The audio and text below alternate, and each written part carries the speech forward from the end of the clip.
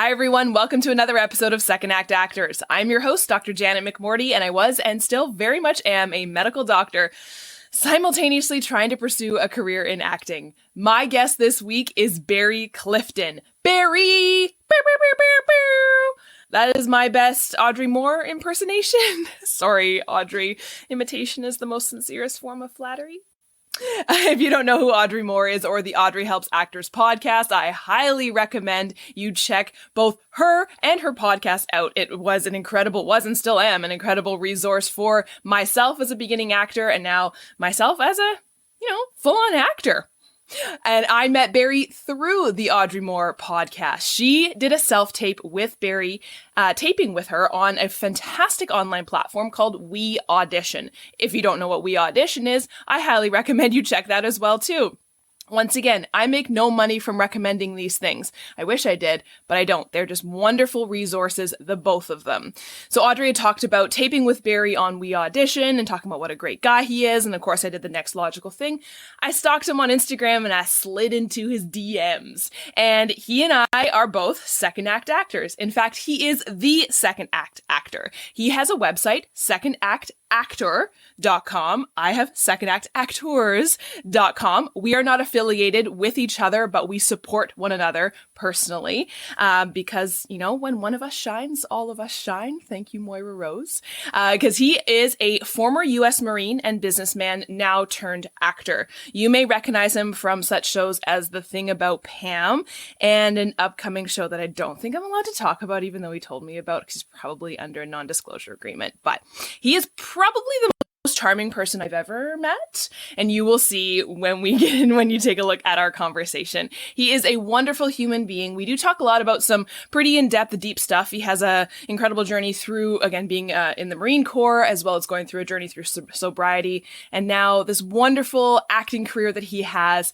And he talks about something that I love, which is building the team around you, building your team of supporters and cheerleaders and people who are really encouraging you to go towards your acting career and build you up in your acting career as opposed to break it down. Please enjoy the incredible second act actor himself, Barry Clifton.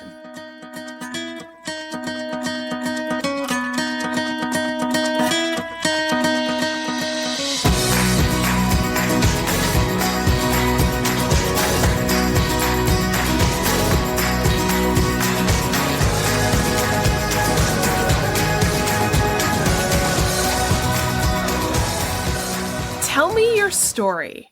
How did you get into this acting business? Well, I'm sure you've heard it before. It was Mom's fault. Thankfully, thank God, my mother gave me the greatest gift of all, an appreciation of the performing arts. And she got me involved in musical theater and community theater in Fort Smith, Arkansas, what was then West Ark Community College. It's now the University of Arkansas at Fort Smith. And I was probably 9, 10 years old when I did The Music Man and did Carousel a couple of times and 1776 and all those old classic musicals, And I just remember just loving everything about it. The people primarily. I remember how fun show people were, and it just was something I was in love with at a very young age. And also, and I don't know if one stemmed from the other, but every time we went to the movies, I would come out and I would be those characters for hours or days, the swashbuckling movies in particular, the pirate movies, the whatever. I remember just coming out of the theater and wanting to be those people. So did you go to theater school? I did not. So I did that from roughly 9 to 13, 15, something like that. And several things happened. My father passed away. I just made a series of bad decisions starting at that point and basically set aside acting, if you will. I took about a 40-year sabbatical and pretty much forgot that I liked to act. As I mentioned earlier, a lot of that has to do with drinking. I became a very heavy drinker, an alcoholic, in fact. And I didn't set aside acting. The disease for me was so insidious that I forgot that I wanted to act. I mean, just completely forgot it. And I was about sober about 10 years before it started creeping back in. And I realized that was I remembered how much I loved it and realized that it wasn't too late. So that's kind of the big picture without too much detail. Do you remember back 10 years ago when that started creeping back in? Well, it's kind of funny. There were two things. One, I think, I don't think it's a coincidence that shortly after my mother passed away, the passion was rekindled. I think she is and always was my muse, and I don't know, I believe in a kind of a spiritual side to this thing. And there was also something that happened because I did get an agent and booked a couple of things prior to that, I suppose. But I did a casting director workshop with Ryan Glorioso out of New Orleans. He came up here to Little Rock at the agency, is the name of the agency here, the Agency Inc., and did a casting director workshop. And he posted a bunch of scenes. I picked a scene and performed it, and I used the word perform loosely. And I stunk up the room. And it was funny because Yancey said, I'm putting you in the A group. And I was like, oh, come on, don't pander to me. He said, no, anyone who's been in a major motion picture, because I was in a film called Chasing the Dragon. The only review I ever read said this movie was harder to watch than it was to find.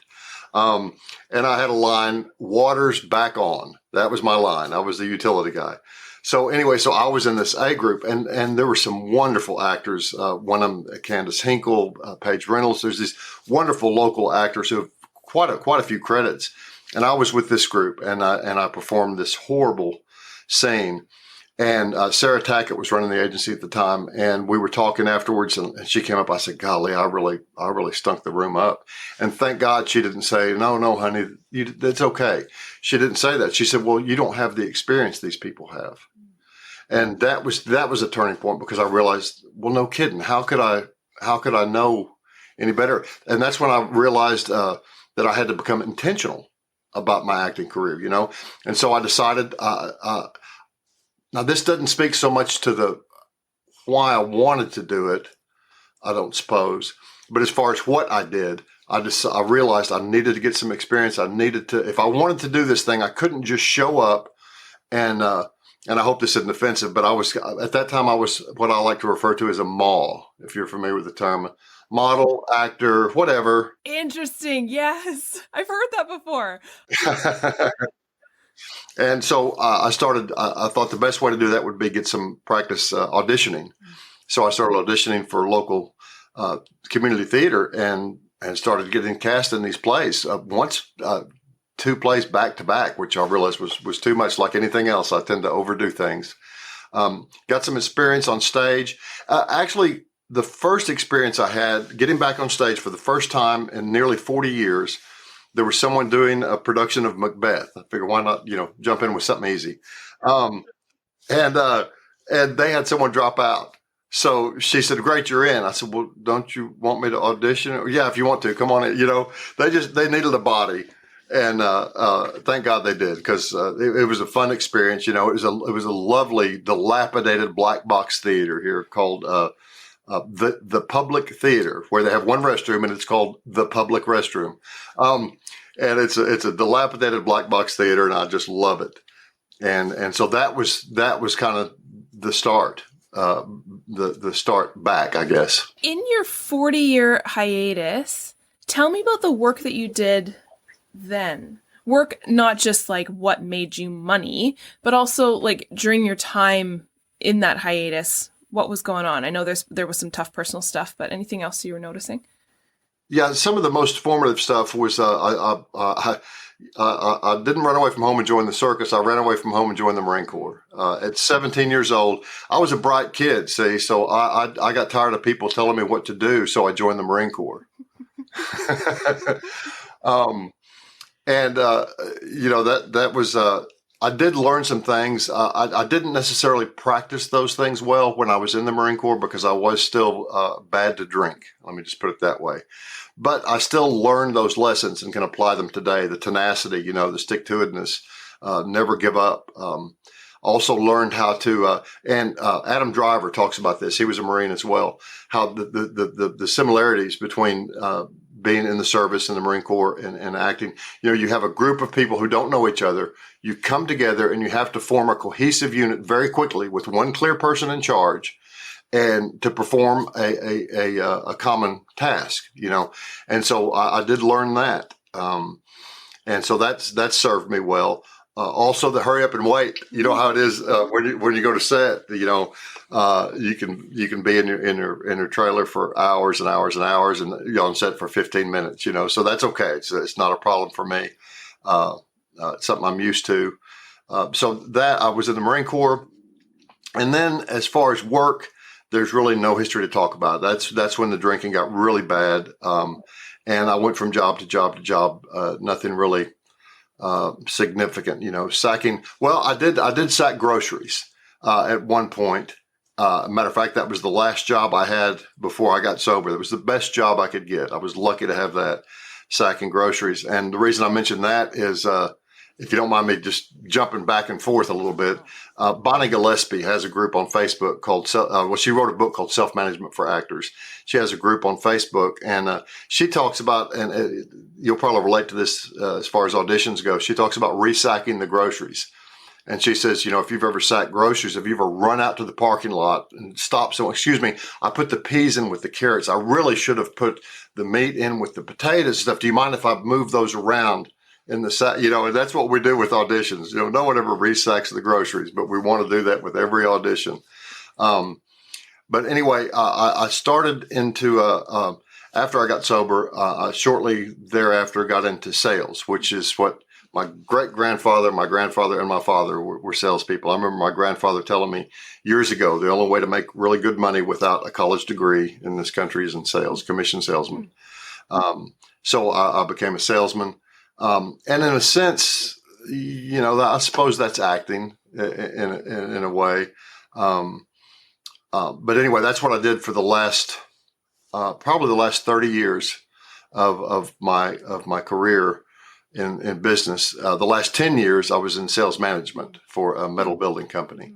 I did learn some things about business that come in handy. And in one of your earlier podcasts, she talked about using Excel every day, and I would have to use Excel. It's great. It's a great tool for analyzing data. Now, where that comes in handy now, another member of my team, which I want to talk about later on, is Audrey Moore. I've done career coaching sessions with her, and she talks about a show Bible. So I have a show Bible that I keep in Microsoft Excel. So I'm still using Excel, and I analyze the data. Matter of fact, I could pull up my numbers. Be happy to go over my 2021 numbers with you. How many auditions, how many callbacks, how many bookings, and she talks about how that's a way to determine if you are working properly. If your package is in good order, if your reps are doing what they need to do, if everything's aligned. And so I keep track of that stuff. And now I've only done that for faithfully in 2021. So I've only got, and actually in January of 2021 is when I started doing this full time. So that's a good starting point. But now I find myself thinking, well, where was I this time last year? And I think that's healthy to do to some degree. But the industry's changing, especially with COVID, as those, hopefully the restrictions lessen up, productions will increase. So this year should be different than last year, but at least I have that data to look at.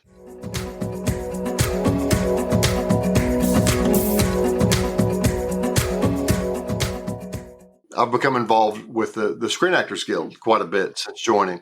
And, so when they talk about the contract negotiations with the studios and so forth and the producers, I understand that as a business, every year in sales, no matter, especially in management, no matter how much we increased our margins, no matter how much we did, every year we were instructed by the board of directors, on down, that you need to increase your profits and reduce your costs. So I know that producers are being pressured from their shareholders to increase margins and reduce costs. And I just want them to find other ways to do that rather than reducing actors' salaries or making people, especially the crew sometimes working way longer hours than they should to where it becomes unsafe. And, we've heard about other unsafe activities on set. So I understand their need to reduce costs, but just don't do it at the expense of the actors or or the crew. Mm-hmm. And it's interesting. So go ahead. Oh, no, I was just saying it's interesting about and I know Audrey talks about this a lot in her podcast as well too, but your mindset being very business, data, like kind of analytical and sales driven, right? I think that's extremely important for actors. Like you were saying, actors are a business, actors are self-employed entrepreneurs and need to come at this with that mindset. Mm-hmm. I worry sometimes, I know with myself, if I go too business oriented with my very logical brain, that I lose some of the creativity, right? Because you're coming at it like it's a machine and here's all the data and you can control it.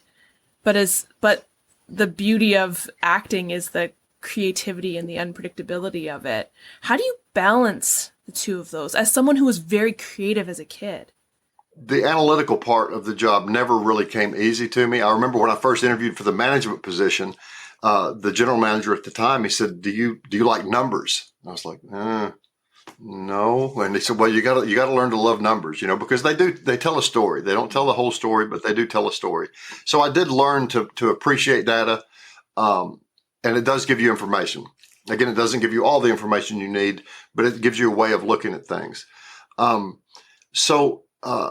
I think one of the things that I learned is in an email, thank God for unsent emails. I have thousands of unsent emails in business. Same thing in this business. I'll write an email. Usually I'll let it sit for a while and then go back and change it a little bit. I think sometimes in my emails, I still have that business mindset, and I think sometimes they can be a little bit cold and clinical. But the kind of organic side is more my true nature. So I think I just have to remember it's harder for me to focus on the business side of things. I've got to remember to do that. Like if you get an offer, it's like, yeah, sure. It's not like, well, what's the pay? Are you going to travel me? What's the, what contract is it under? It's just a jump to the yes real quick. Thankfully, I have some good reps that'll look, take care of me in that area. And balance in anything in my life is difficult.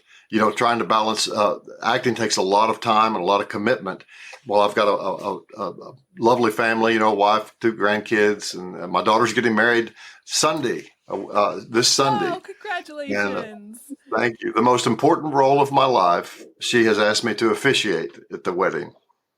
So I became an ordained Dudist minister and will be performing the ceremony. What's a Dudist?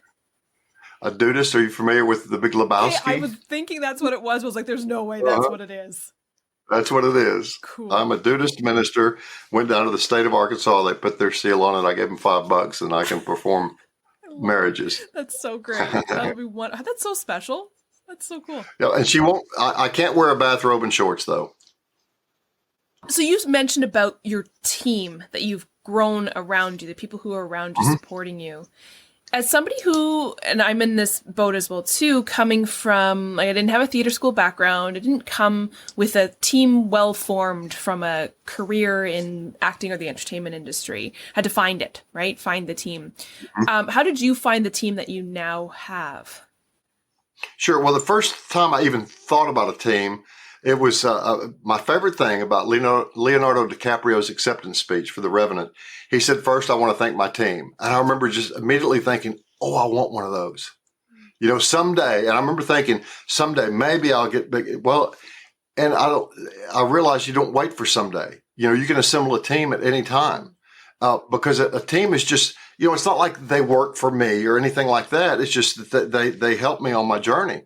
And so actually I met most of the people on my team through We Audition. I don't know if you're familiar with weaudition.com, but I was a reader on there, and this lovely lady came on and I helped her read for an audition. She booked the role. And then later on, a friend of mine who I'd met on We Audition, he messaged me and said, dude, Audrey mentioned you on her podcast. And I was like, Audrey who did what? And I had not heard of Audrey Moore or Audrey Helps Actors.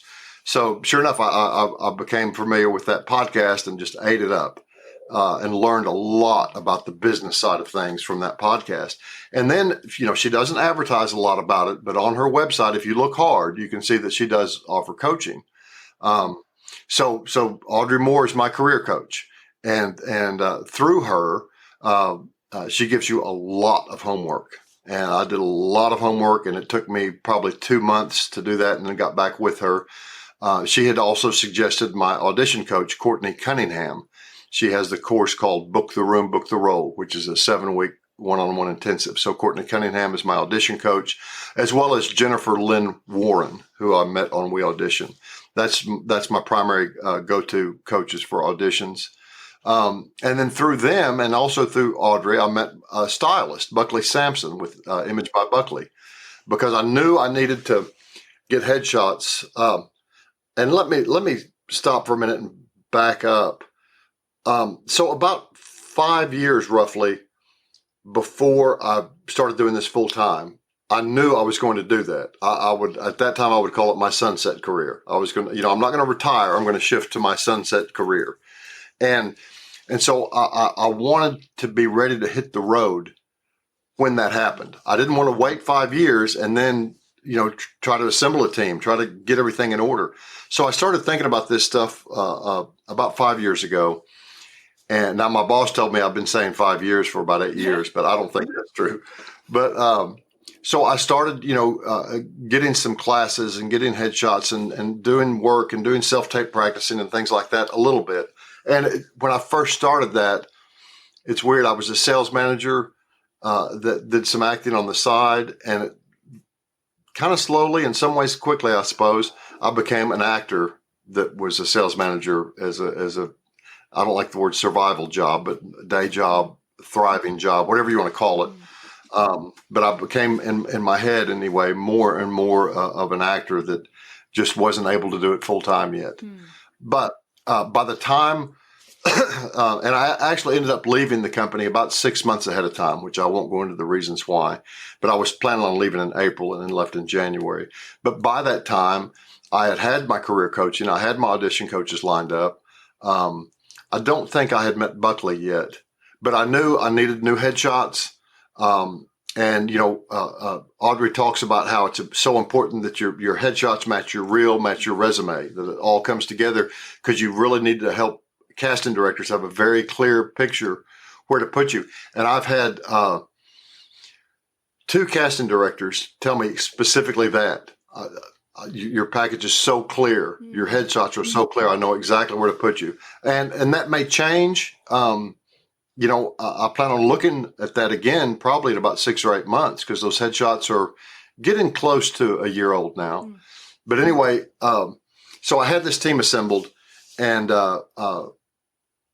that's how I met them, mostly from We Audition. But I would strongly suggest someone get career coaching. Get an audition coach. Well, yeah, and you may not need an audition coach. My career coach, Audrey, she said you need some help with execution. So she suggested Courtney, and she's wonderful. Matter of fact, she may come through Arkansas in July. I hope so. I'd like to meet her in person. Her and her dog Dakota. And we've become, colleagues, but we've also become somewhat of friends too. So that's a really neat thing.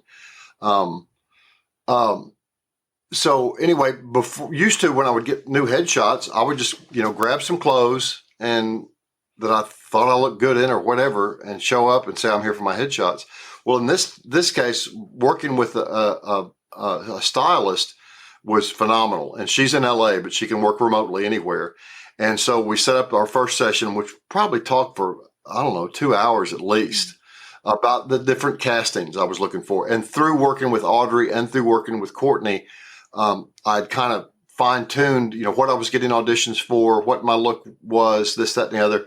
And so we Buckley and I talked, and we came up with 8 kind of specific, and one of them very specific. This is I like talking about this, because she said a guy from a small town that leaves the small town and goes and becomes highly educated, like a doctor, a lawyer, whatever, but then decides to come back to the small town. And I think that's a very specific casting, but you do see a lot of that, Yeah. And so she worked with me. I took pictures of things in my closet, and pictures of me wearing different things. And she sets up a private Pinterest page, and you exchange pictures and ideas. And she'll say, try this shirt with this jacket, this with that. She asked what my budget was at the beginning for clothing if I needed to purchase some. The most expensive thing I bought was the cowboy hat. I wanted to get a real cowboy hat, so I got a nice cowboy hat, and didn't have to buy that much. But I had these very specific things, and I also asked Buckley if she would help me, not just for headshots, but also for clothing to wear for auditions. Mm-hmm. So it's kind of the same thing. When possible, I try to find out when my reps, when I do get an audition, I want to know what picture they submitted with the submission. So that's very helpful. Golly, you asked about the team, and I went way farther than that. I do want to mention also, I'm fortunate enough, I've been with Yancey at the Agency Inc. in Arkansas for a long time. I also am repped in Los Angeles by Gene Winger with Treasure Coast Talent, and Terry McNeil with Del Corral in New Orleans. And just recently, just last week, actually, Tabitha Kitt with Kitt International Talent in Oklahoma City, and they also do a lot in Texas. They also have some modeling in California as well, so some print stuff. Commercial stuff in LA. I love what you're saying about the team, and I think when I got my kind of team built, it's really what solidified that this is now a job, and that made it more serious. Because I think a lot of times creatives and people who work in the arts, it can be seen as a bit, not as serious of a career. It's not a classic career. But as soon as I had people invested in me, and it wasn't just me, like there's others involved here, that's when I was like, okay, you need to take this seriously. It's not just you anymore standing behind the camera. There's others who are depending on you and relying on you, and you're the product. You gotta do it. You gotta put in the work and the time. Yeah, and be intentional. It's just because I would just I would just show up and think I was going to be able to give a good audition. And there was one in particular. It was a race car driver or something, and he was Southern. So I showed up and I did a Southern accent. Now, why I did a Southern accent, I have no idea, because I have a Southern accent, and it was horrible. There's a few stories like that. I think we probably all have those stories. Has there been anything that has surprised you about the industry in the last couple of years? One thing, there's been some myths busted, primarily by Audrey. There's always the myth of the breakthrough role, And I know it can happen, but I don't think that's what normally happens. And Audrey talks about it, how, you think the farther along you get, after you get a few co-stars, you're going to get some guest stars, then you get a series regular, whatever, and that it gets easier as you go. And it's just the opposite. It gets harder. And it doesn't necessarily get harder. The road narrows.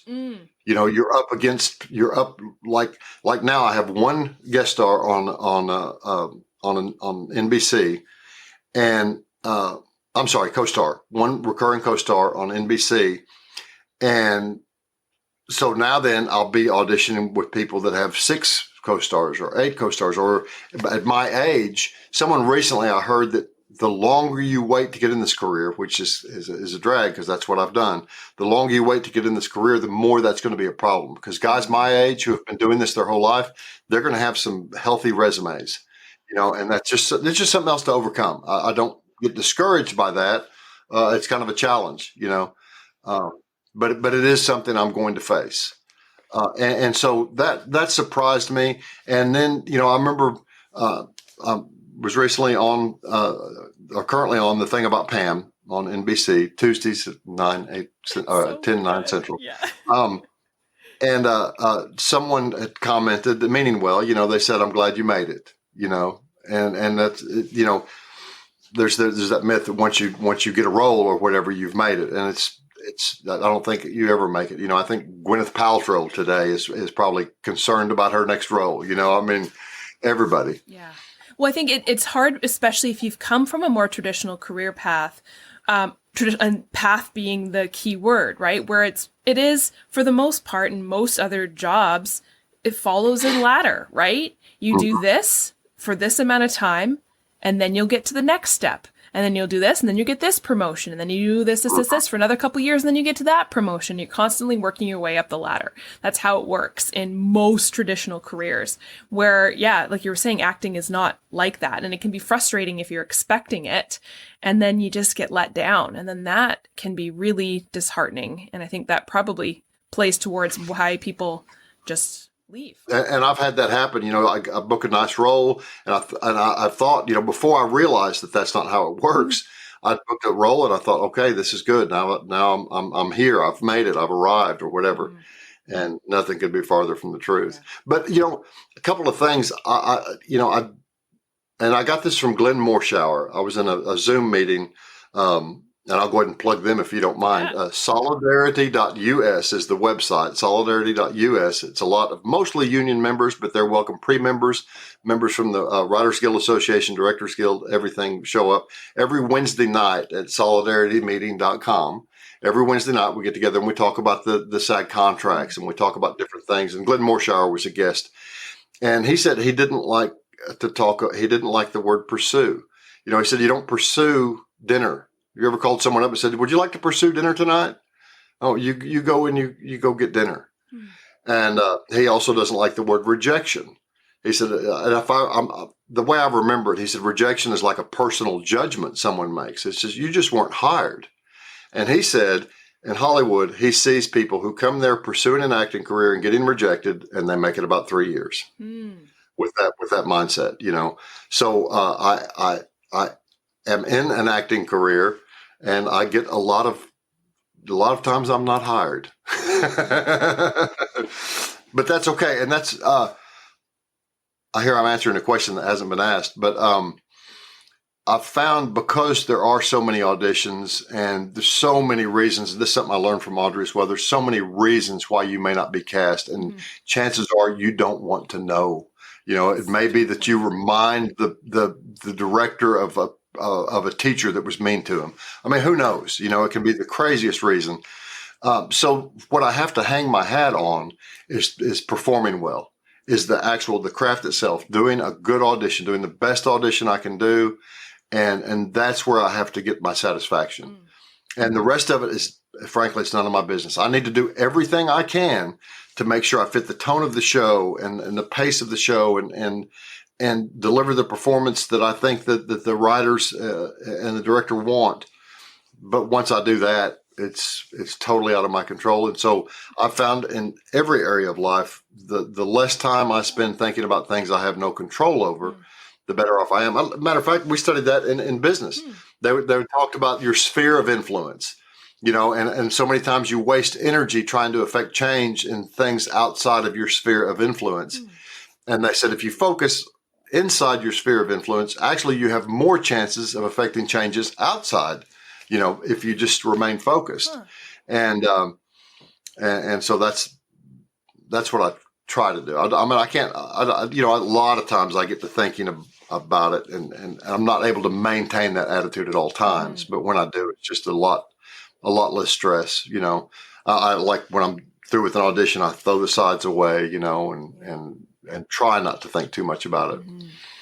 That's really interesting. I love that sphere of influence, because I think we so much crave control, because control feels good, right? Control is calming. Control is, and control is also like external to us. And I think in a career like acting, when, and I say this, I think every episode, where we are the product.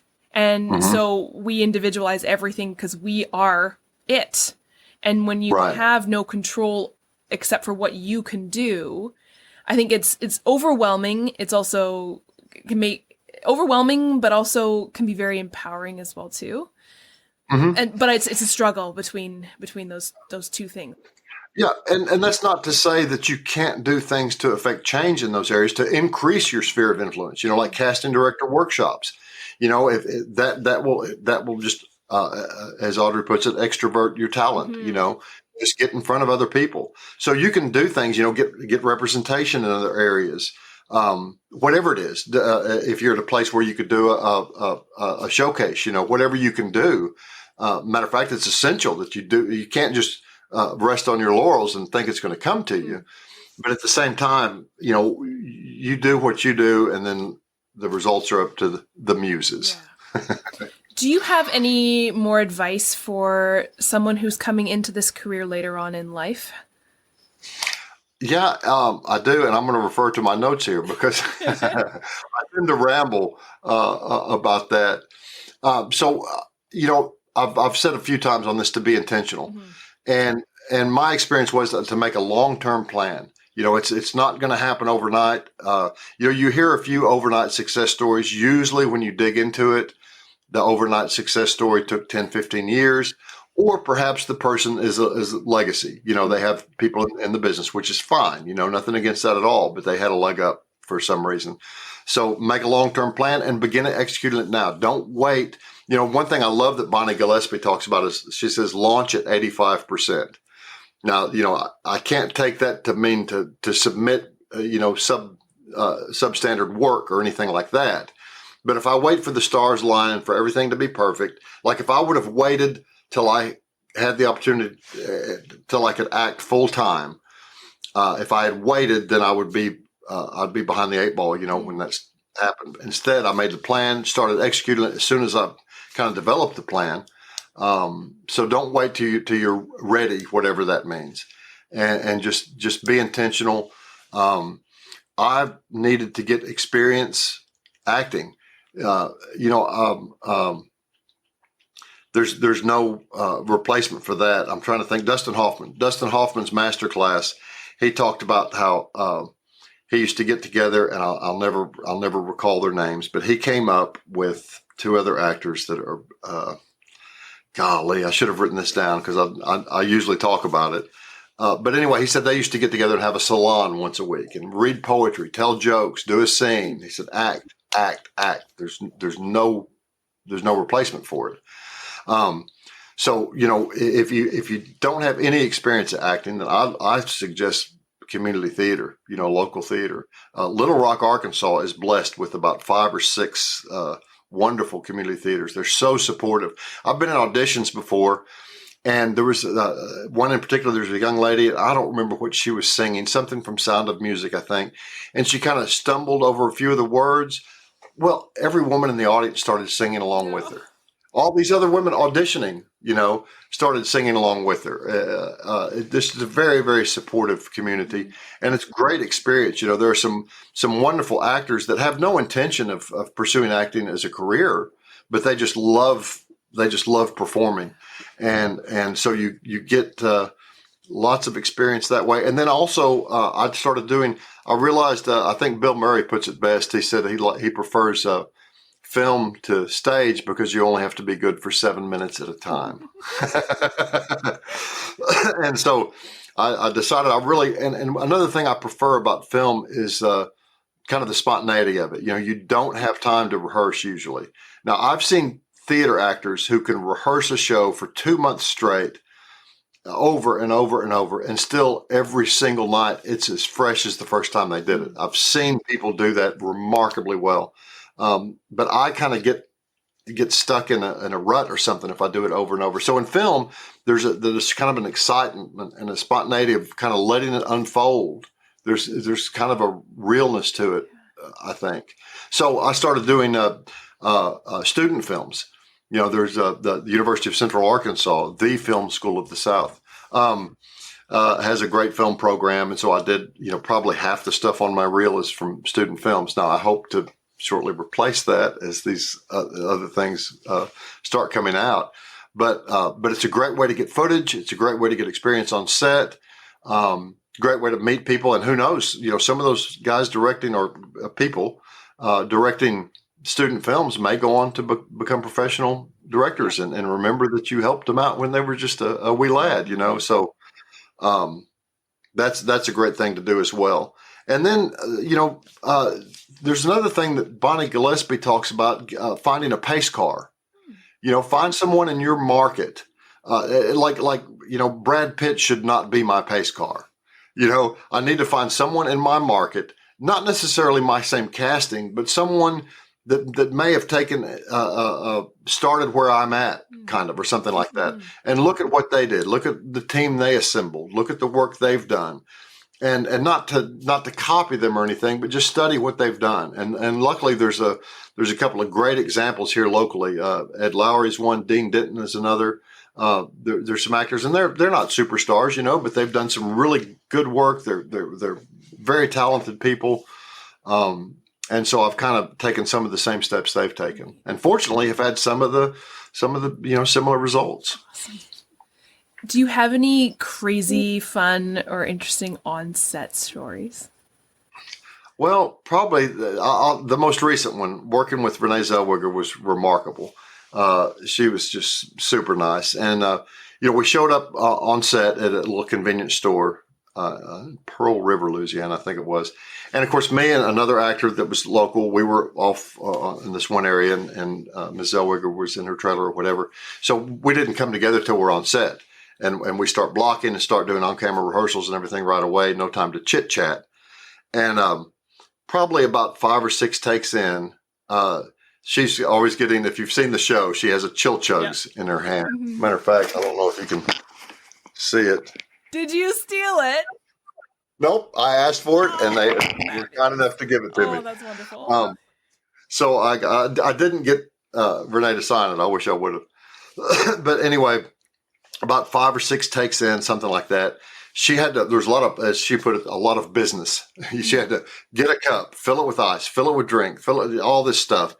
And as she was getting her drink, she was coming to the register and she dropped it.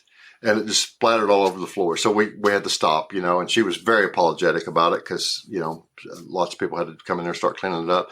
So we had a few minutes, so I had a chance to talk to her. And I said, I think I said Miss Zellweger the first time. I said, Miss Zellweger, I hope we get a chance to talk later. I hope I get a chance to fawn over you properly at some point, because I just love your work, loved you and Judy. And she said, did you not see what I just did? And I said, yeah. I said, I was a big fan, but after seeing that, I don't know. But she was lovely to work with. And then we actually rode the bus together back to the base camp and talked about dogs and accents. She said, I love your accent. I wish I could go back to my accent, but I can't, because she's from Texas. Mm-hmm. But she's adopted that beautiful Missouri accent for this show. So, she had to stick with that. Oh, wow. That's so neat. The show's really great. It's on CTV here in Canada, just to let everyone know. CTV? Yeah, in Canada. What time? What time? What day? What time? I think it's on Tuesdays. Okay. There's one other story that I'll tell, kind of 2 stories, but if you don't mind. As far as on set, the first time I was on a major film, I was in a film called God's Not Dead, A Light in Darkness. And I got to work with some Hollywood legends, Ted McGinley, who was in a show called Love Boat, another show called Married with Children, major shows. And then John Corbett, who was in Northern Exposure, and then Academy Award-winning actress Tatum O'Neal, the youngest actor to ever win an Academy Award. So I was and I just thought, golly, I'd love to. I knew they were in the film, and I thought, golly, if I could do a scene with them. Well, sure enough, my first scene was with all of them. Oh my God. And Ted McGinley, I don't know many men in Hollywood, but I always refer to him as the nicest man in Hollywood. He helped me get out there for the premiere, and has just been super, super kind. We email back and forth occasionally. But so I got to work with these wonderful actors, and just hearing them tell stories. Like one story, Ted McGinley was talking about being at Henry Winkler's birthday party. And John Corbett did catering. He said, I catered that party, so just hearing stories like that. And, but mainly working with them, there was a scene with Ted McGinley and, Tatum O'Neal. And when it was over the shoulder, on Tatum, Ted stayed in there the whole time, of course, and did this remarkable performance. And I remember Tatum O'Neal thanking him afterwards, for standing there and doing that. So watching these people work at that level, and on the way home, I'm going to get a little emotional here, because on the way home, I got to thinking about, how long I had waited to do this. And in Little Rock, Arkansas, it's rare to be able to do something like that. And anyway, it just brought me to tears thinking about that. And I remember telling my wife, I think that's when she first got how much this meant to me. And another thing I learned from that, so I went to the premiere, and there's the glitz, and of course I don't go on the red carpet. They don't want to see me on the carpet, but it was nice being there, and Ted McGinley was super nice to me, and it was wonderful to see it in that crowd and everything, and that was nice, but it didn't evoke those same emotions, and so that was let me know that it's not, because I always have to check myself, check my motives, and so the glitz and the glamour is not where the joy comes from. The joy comes from the work. That's what's really neat. Getting to work, and not just the cast, but to watch a professional crew like that come together. Very little talking. They knew what they wanted to do, and they got together as a team. And when they had to flip the world, they flipped the world quickly and got us back on. So just everything about it was just remarkable. And also that every time I do something like that, it really increases my passion to get back to it. And I still love doing the little indie films. A friend of mine here, Lisa Crowell, who just did a film called Patient Justice that's won a few awards. I love doing stuff like that, but there's something about working with a big production people with lots of professional experience. There's something really neat about that.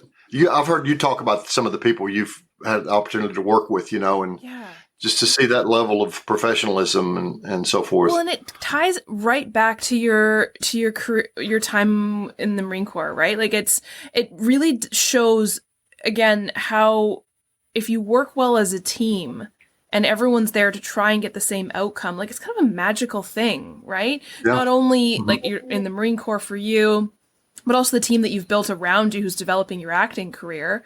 But then, exactly that. The people who are on this film set who've come together with the same goal in mind and are trying to all succeed and make everyone else look good. Because in the end, if that happens, the product looks good. And then you look even better. It's a beautiful thing. I think it's kind of I don't know. I see it in a lot of different kind of jobs and world and like, career paths and stuff. But I don't know. There's something pretty unique, I think, about the film industry with that teamwork aspect in mind. Yeah. And another advice, and maybe not for just starting out, but if you do get an opportunity to be on set and to be involved with something like that, do your research. You got to know who you're working with. Because we're not, in network TV, a TV show, the showrunner, is a very important person. They're actually responsible for the whole creative aspect of the whole show. And the thing about Pam, Jenny Klein was the showrunner. She wrote The Witcher, among a bunch of other things. So I knew what she looked like. I knew who she was. So when I saw her on set and she was very nice, came up to talk to us, and I knew exactly who she was and told her how much I loved The Witcher. And it looked like she really appreciated that, because it's a fascinating show. And then, excuse me. And the director of the first two episodes was Scott Winnett, who had won 2 Emmys for 30-something, and it was wonderful working with him because he, directors, to me, the remarkable directors not only, of course, have a very clear vision of what they want, but they have a very clear way of communicating it to you. And he didn't hesitate, telling me and Ms. Zellweger both, exactly what he wanted. Very kind and everything, and hands-on. He actually came up to where I was standing and said, you need some business to be doing. I said, well, here's the calculator. Oh, yeah, that'll work. Just be doing that. And so knowing who you're working with and Jenny Klein also was a showrunner. She also was one of the writers on the show as well. So writers can be your best friends. Is there anything that you're looking forward to coming up this year? Well, I'll tell you what, there hasn't been a lot of evidence of this, but my agent in LA has not been able to get me a whole lot of auditions because I'm in Arkansas. People still aren't traveling. People and also you probably see this too. They probably travel people from California up to where you are all the time. But do they ever travel you to California? No. Yeah. And sometimes they should, I think. But anyhow, so that's the business. Yeah. Nothing against LA, nothing against the actors out there or anything, but there are wonderful actors in other parts of the world. But she has, since the thing about Pam aired, I have had some other network auditions that I probably wouldn't have had because of that. and my agent in New Orleans has submitted me to some bigger projects, some guest star roles and things like that. And it's just the exposure, and the being on a network show. It's not about, or it is about, but it's only about it for one reason. It's about being exposed to a wider audience so that you have more opportunities. Mm-hmm. That's the only, or that's the best thing about that, is that you're seen by a wider audience and your talent is extroverted to more people. And so hopefully you have more opportunities. So I'm looking forward to see if that trend continues or if it kind of peters out, because on We Audition, I read with lots of people who have had guest stars, some many series regulars who are now, reading for co-star roles. Mm-hmm. I mean, it's just the nature of the business. Doesn't mean that they're not good or they weren't remarkable in the role, their series regular role. It's just that show's not there anymore, and they have to, they're working hard to get their next role. So, just because I finally, made it onto network television doesn't, it's weird. It kind of, two things I think are true at the same time. It's the most important thing that's ever happened to my career. It's a huge step up, and it doesn't amount to a hill of beans. It doesn't mean anything because everybody, most of the people going out for a lot of these roles that I'm going out for have multiple co-stars, maybe even some guest stars, maybe even some series regulars. So in that sense, it doesn't mean a thing. And I think both of those are true. And I don't mean to be negative about either one of those things either. It's just part of the business, So I'm just hopeful and curious and excited to see what this next year will bring, or not even this next year, what this week will bring. Mm-hmm. It's Monday. Let me see. Let me look at my email, see if there's anything yet.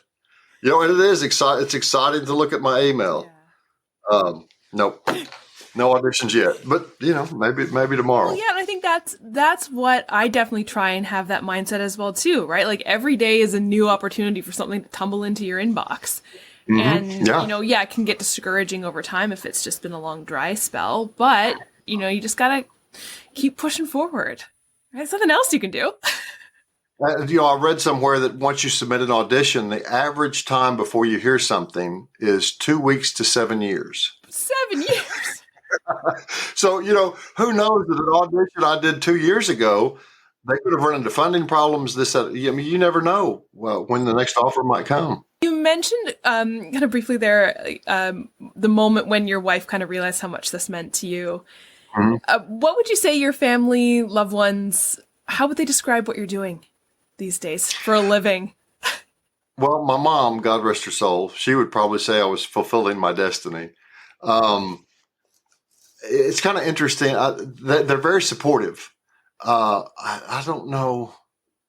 I think they would say also living my dream. They're very happy for me. I'm situated where I don't have to get the next role to pay my bills. I did work for many years in business. My wife did too.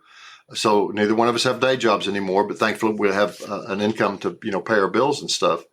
Another reason I work on We Audition, changing subjects again, is to make enough money to where, like, I bought a new camera, and I bought these lights and a new microphone. I can invest in my career without dipping into our retirement funds. I don't like to use the word retirement because I'm not retired. I've just changed careers. But yeah, they're supportive. They're excited for me when I book stuff. I would imagine they get tired of me talking about it all the time. I try to be conscious of that. And, like we had our granddaughter's birthday party here yesterday, 2 years old. And, so I really try to focus on the really important things, family and so forth. But gosh, this stuff is so exciting, but they're supportive. They're happy for me. That's wonderful. There was a story I'll go ahead and tell. My oldest daughter took acting in college. She got a degree in performing arts, or I don't know exactly what the specific degree was, and immediately went to LA right out of college. And she stayed out there 3 or 4 years. And she said that she just kind of lost the fire for it. She'd grown up, always wanted to do that from a very young age. And she got out there and it just, I don't know if it wasn't, we talked about it fairly recently, but she just lost the desire for it. And she's moved back home and has a beautiful family now. But when she was out there, I remember talking to her one time, and I don't remember exactly what I said, but I was like, you got to hustle and you got to do this, you got to do that. Whatever I said, unbeknownst to me, it kind of upset her. And she told her mom about that. And luckily, Catherine, my wife, she knew me well enough to say, she told her daughter, honey, you have to realize he would have killed to be where you are at your age. He's just living vicariously through you. And I hate that I did that, but I was like, golly, you know me better than I know myself. Do you have any final words of wisdom?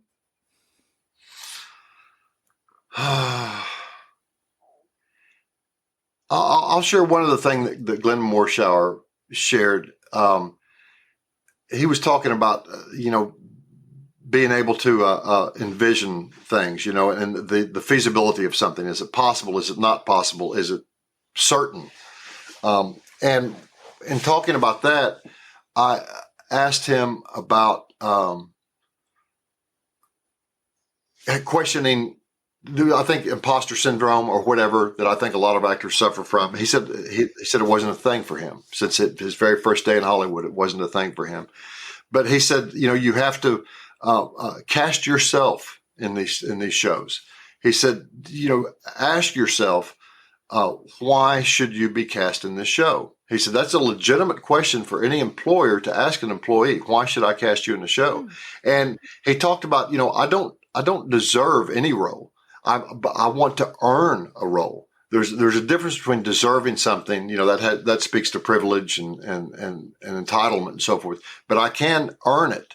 And he said, ask yourself why you should be cast. And I remember thinking that I've been told on multiple occasions, I'm pleasant to work with, I'm fun on set, I know my lines, I'm very professional, and I would be an asset to any show, and I've got to have that confidence to know that I'm not an imposter. I do belong here.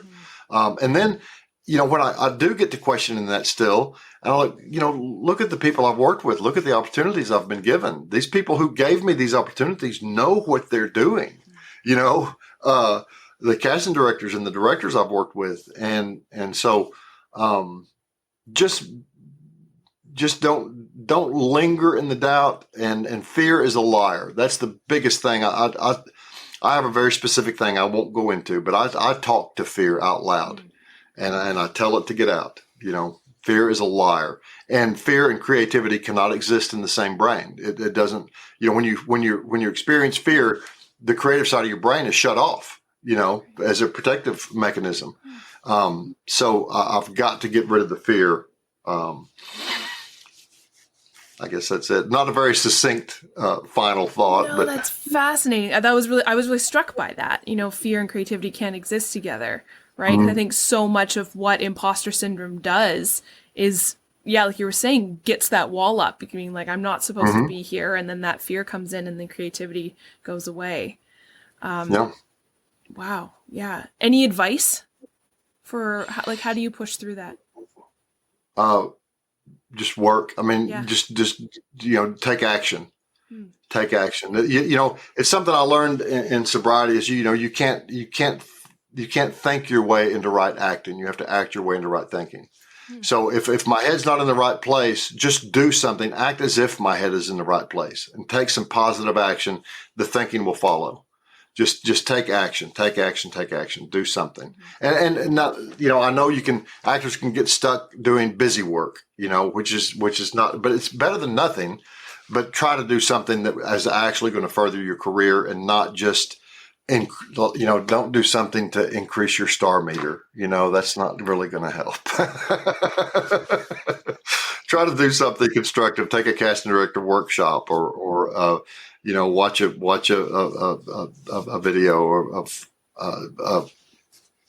what they call a master class, something like that. Take action, take positive action for your career. And there's someone talks about how an actor talked about on their checklist was to do something every day for your career. And like, if that has to be on your checklist, I don't know that you're in the right career. That's not on my checklist because I'm going to do something every day to further my acting career. I strongly suggest we audition. It's a great way to the community that you meet on there. And I'm not a paid spokesperson. I pay my monthly dues for that, which I make back the monthly things in one reading, Mm-hmm. but you practice your cold reading skills. You also stay up to date on what's casting. You get to meet some remarkable people and make a little money, And so I use it as a reader, but also now I've read with several people. So when I have an audition and I need a reader, there's certain readers I know that kind of the performance they'll give me. So I have certain readers that I like to use. So it's a wonderful platform.